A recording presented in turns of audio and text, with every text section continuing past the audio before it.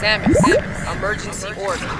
Defeat the Metroid of the planet Z and destroy the mother brain, the mechanical life vein. Okay, I'm on it.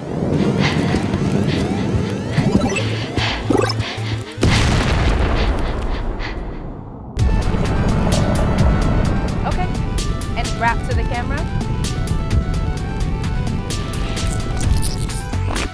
Rapper, produce, Ph.D. feminist, student at gamer, Cornell, weekend political, and teacher, social. geek. For people who don't recognize Black folks as complex human beings, that's jarring to them.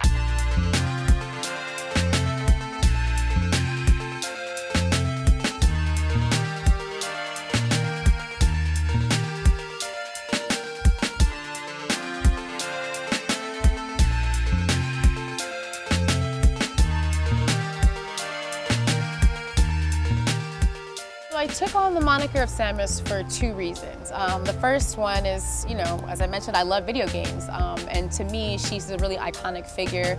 She's one of the first women playable characters. And that really meant something to me. Samus resonated with me as a powerful woman character. But the other reason was because as a woman producer, I met with a lot of pushback when I first started sharing my beats. Men would ask me questions like, who helped you to make your beats, or who made your beats for you? And this would be after I said, I produced this stuff. In the video game, when you get to the end, the armor suit of the character comes off, and that's when you learn that Samus is a woman. So I felt like there was this weird shock for folks who were encountering me that I was the person who was actually behind the beats that they were listening to. Let's start with your appearance, a red herring for your merits. I'm embarrassed by the lyrics that you parrot, so generic I can't bear it. I wanted to speak about the anxieties that I think a lot of Black women and people of color and folks who have a lot of different identity points experience when navigating the world. I'm at the intersection of a lot of different identities, and so I think that lends itself to people questioning a lot of things about me. So, I'm first generation, I'm a Black kid who grew up in a mostly white environment. I'm a Ph.D. student and a rapper and a producer and a gamer, geek. So there's a lot of different things there that for people who don't recognize Black folks as complex human beings, that's jarring to them, or that's weird to them. In terms of thinking critically, I can credit my Ph.D. and the work that I've done there with thinking critically on a sort of social level. I'm a TA sometimes, and right now I'm an adjunct instructor at NYU. And so I can see what students are into, what interests them or what excites them, because youth are important. I do a terrible job of juggling all of this stuff. I prioritize certain times, certain periods of time. So for example, summer is, I think, for a lot of PhD students, it's when they get work done. For me, that's when I do a lot of music stuff. For the past few years, I've used spring break as a way to go to South by Southwest, as a way to tour around that period of time. So it's very, strategic. It's not easy. I'm pretty sleepy. I take naps wherever wherever I can.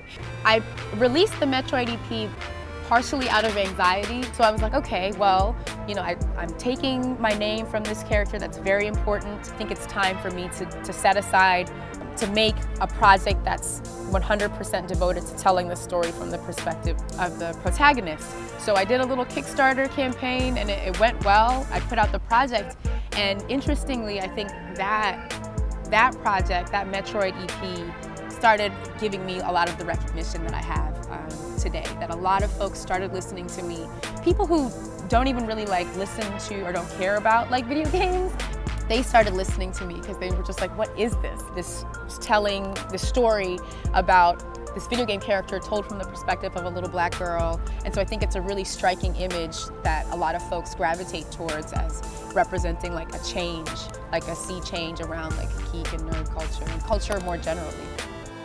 My proudest moment was probably getting to interview Mae Jemison, the first Black woman in outer space. I'm the fifth element mixed with Mae Jemison. Are you fake feminists pissed and stay jealous, man?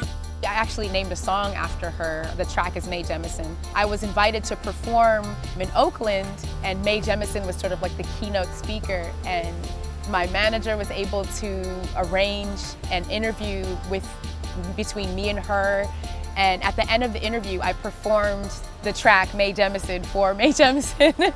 And then I just started crying because I could not believe, it was super meta, but it was also really beautiful to be able to like tell my hero to her face, like I'm getting emotional now, but tell her how important she's been for me and for little girls who like look up at the stars and think about like the possibilities.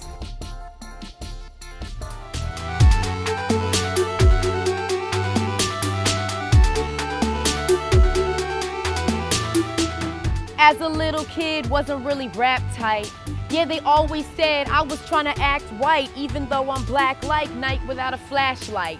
Guess they'd rather have me dragging on the crack pipe. Don't enunciate, or you're an Oreo.